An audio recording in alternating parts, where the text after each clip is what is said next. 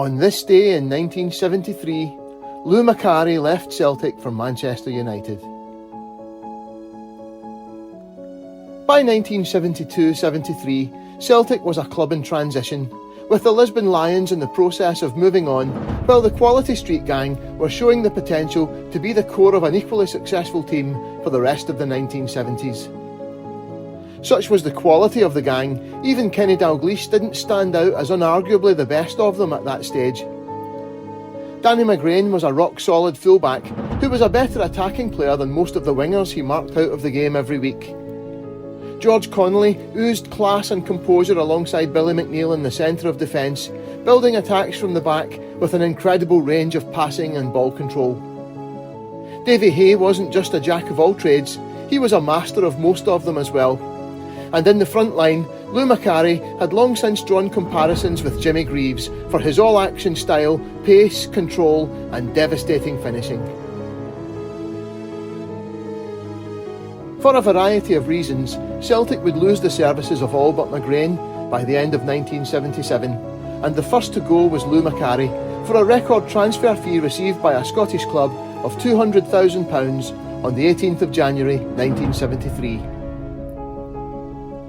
Macari had broken into the Scotland team in May 1972, then managed by Tommy Docherty, who was a huge admirer of the player. In 6 appearances that year, he scored 3 goals, including a double in a 2-2 draw away to Yugoslavia and 1 in a 4-1 win against Denmark in Copenhagen in October. While on international duty, the young Macari heard of how much money his England-based colleagues were earning and, perhaps understandably, felt that he should be earning the same. While Celtic players were then paid a low basic wage, with bonuses they were still very well paid, but Lou Macari now wanted the kind of money Celtic were not willing to offer. Amidst rumours that he was causing unrest behind the scenes, Celtic decided to sell, and by January 1973 were willing to listen to offers. Like Charlie Nicholas a decade later, Lou Macari could have joined Liverpool. After Celtic accepted their £200,000 offer, Sean Fallon drove him south on Tuesday the 16th of January 1973, where he watched Liverpool play Burnley in an FA Cup replay. The Liverpool Echo of the 17th of January reported, "After the match, he had an hour-long talk with Mr Shankly and then asked for time to consider the move. Macari stayed overnight on Merseyside and was driven to Anfield at 10:15 this morning by assistant manager Bob Paisley. After brief talks with Mr Shankly, he left 10 minutes later and was driven by the Liverpool manager to inspect the fog-ground Melwood training ground. By 11:15, the pair were back at Anfield, and after further discussions, they lunched together in the Anfield staff restaurant." As darkness fell, Macari was smuggled out of a side door to avoid waiting reporters, and a stony-faced Shankly announced, "The player has gone back to Scotland to see his club and think over what we have discussed." 24 hours later, Macari was a Manchester United player after meeting their new manager Tommy Docherty in a Glasgow hotel. Jim Blair reported in the Evening Times of the 18th of January 1974, "The Doc thanked Celtic for their help in the negotiations. There were no snags whatsoever, he said.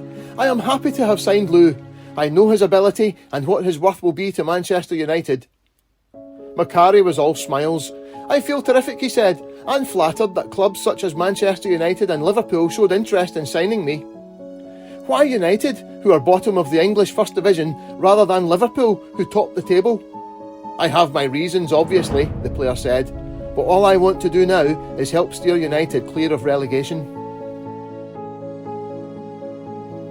A smarting Bill Shankly would go on to say he had only wanted Macari for the reserves. He might have taken some satisfaction from watching Macari's United relegated to the second division in his first full season in Manchester. The loss of Lou Macari marks a watershed in Celtic's history. For previous generations, pulling on a green and white hoop jersey was all the incentive boyhood fans needed to sign for Celtic and stay at Celtic. Macari was the first of a new generation who had their eyes on wider, further horizons and demanded a wage packet to match their talents.